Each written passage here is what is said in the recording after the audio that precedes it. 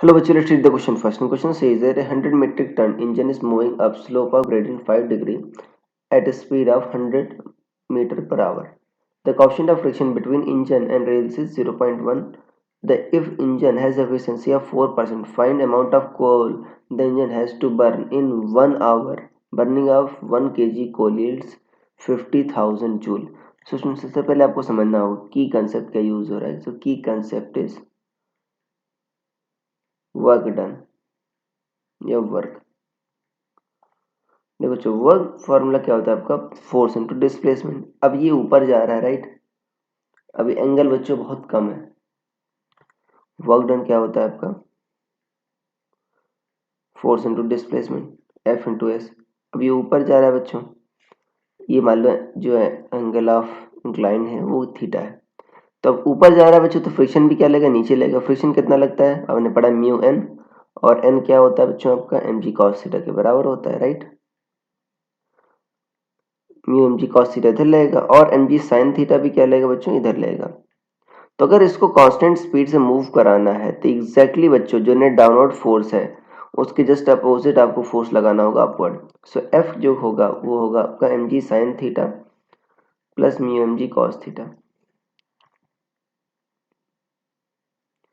अब देखो बच्चों साइन थीटा कैसे निकल गया. थीटा बच्चों आपका 5 डिग्री है तो साइन थीटा बहुत छोटा होगा राइट.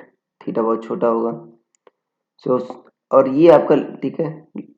कॉस थीटा बच्चों लगभग 1 के कंपेयर होगा. कॉस थीटा क्या होगा कि एंगल छोटा होता है 1 की कंपेयर बच्चों होता है 1 को अप्रोच करता है वो.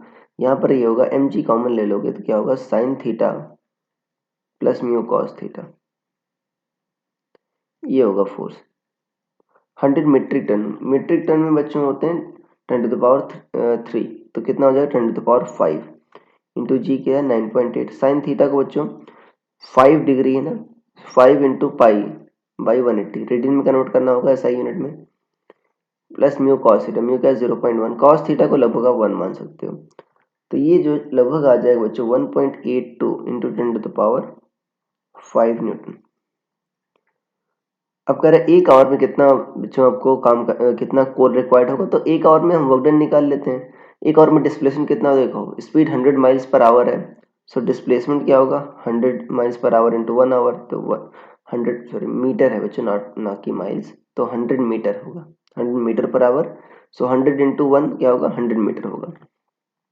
सो जो वर्क डन होगा वो कितना होगा आपका 1.82 इंटू 10⁻5 इंटू 10⁻2. तो ये हो जाएगा 1.82 इंटू 10⁻7. ये इतना जूल होगा. सो वर्क डन आ गया. अब देखो आपको वर्क डन इतना आ गया. अब कह रहा है कोल कितना रिक्वायर्ड होगा. अब देखो एफिशिएंसी बच्चों की 50,000 जूल है. एफिशिएंसी 4% है और 1 kg को बर्न करोगे तो 50,000 जूल मिलेगा आपको. सो मान लो m kg बर्न कर रहे हो. सो m kg बर्न करोगे m इंटू 50,000 जूल मिलेगा. बट इसका सिर्फ 4% ही बच्चों यूज होगा एक्चुअल मोशन में. इसका 4/100 ही आपका काम देगा. और ये किसके बराबर होगा हमको कितना चाहिए देखो 1.82 इंटू 10⁻7. तो ये होगा 1.82 इंटू 10⁻7. तो ये बच्चों जब इसको सॉल्व करोगे देखो 2 जीरो से 2 जीरो कट गया. ये कितना आ जाएगा आपका m जो आ जाएगा 1.82 इंटू 10⁻7 अपॉन 2000 या 2 इंटू 10⁻3. तो ये आ जाएगा आपका देखो 10⁻4 और ये आ जाएगा लगभग आपका 9 देखो 9.1 आ जाएगा 0.91 इंटू 10⁻4 kg या 9.1 इंटू 10⁻3 kg. तो ये बच्चों आपका आंसर होगा. ये अप्रॉक्सीमेट आंसर होगा. So I hope you understood it well. Best of luck.